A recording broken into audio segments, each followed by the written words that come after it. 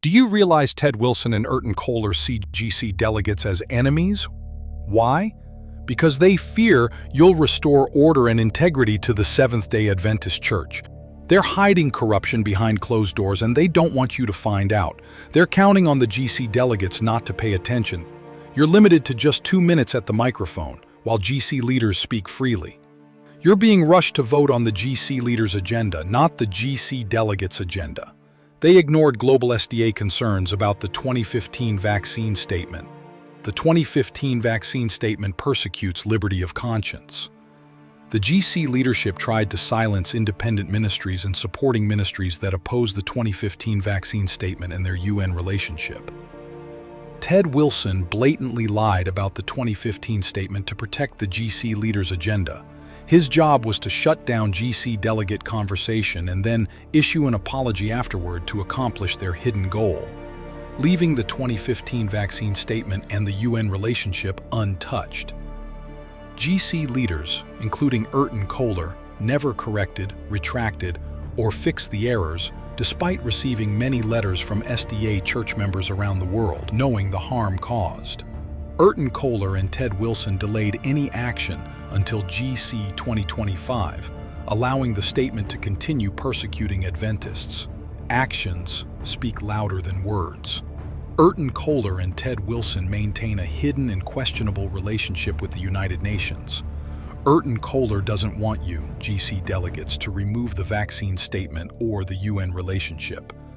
GC leaders even fired GC Delegate at Large Dr. Conrad Vine for opposing the 2015 vaccine statement and the UN connection. And who made the call to dismiss Dr. Vine? Erton Kohler himself. Erton Kohler is acting like a lamb right now at GC Session, but will behave like a lion when he is in office as GC president. He is a wolf in sheep's clothing. Remind Erton Kohler and all GC leaders that they only have 2 minutes to speak, just like any GC delegate.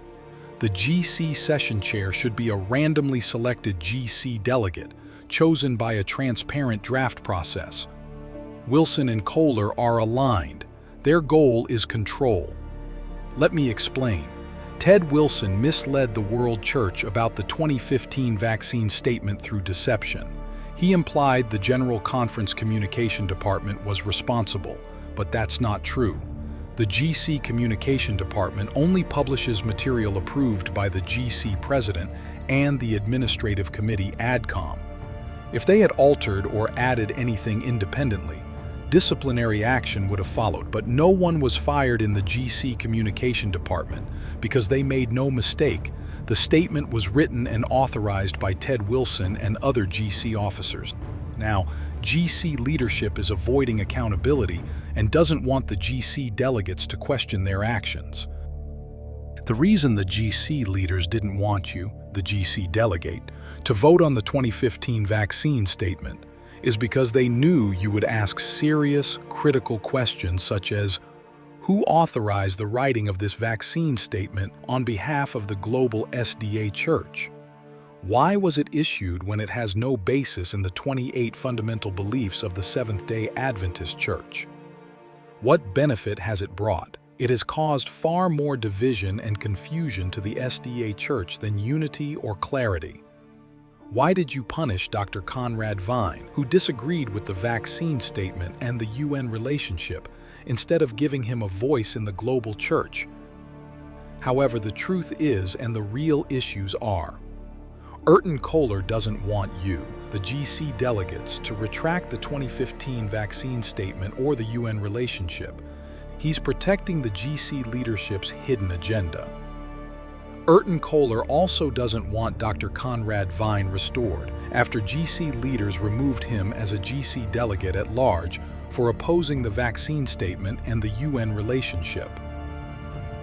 GC leaders have been using the nominating committee to push pre-selected candidates, shutting out input from GC delegates. This is how Erton Kohler himself became GC president. Everyone knew Ted Wilson and GC leaders had been grooming Kohler long before the 2025 GC vote.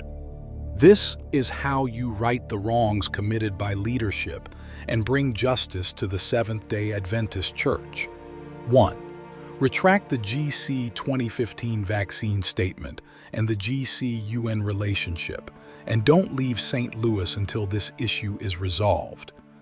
Many non-believers oppose the SDA Church because the 2015 vaccine statement infringes on freedom of conscience. 2. Restore Dr. Conrad Vine and elect him as GC Secretary.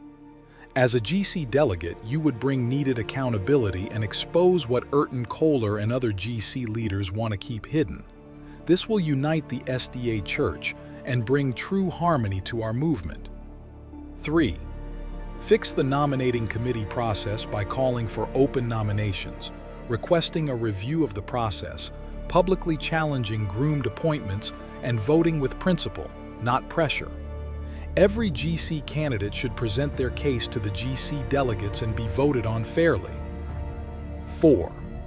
Require GC leaders to issue a formal apology to Dr. Conrad Vine, Pastor Ron Kelly, Pastor Dennis Page, Barbara O'Neill, and other church leaders who have suffered harm and difficulties because of these GC leaders' actions. 5. Conduct an investigation into the statements made by GC leaders using GC Delegate Committee and private investigators. If this is not fixed at the 2025 GC session, the problem will only worsen. Above all, the worldwide Seventh-day Adventist Church wishes to apologize to Dr. Conrad Vine and his family, Pastor Ron Kelly and his family, Pastor Dennis Page and his family, and Barbara O'Neill and her family for the public smear and harm caused by these church leaders. Evidently, Satan has captured the hearts of some GC leaders, and it will take a miracle for them to have a change of heart.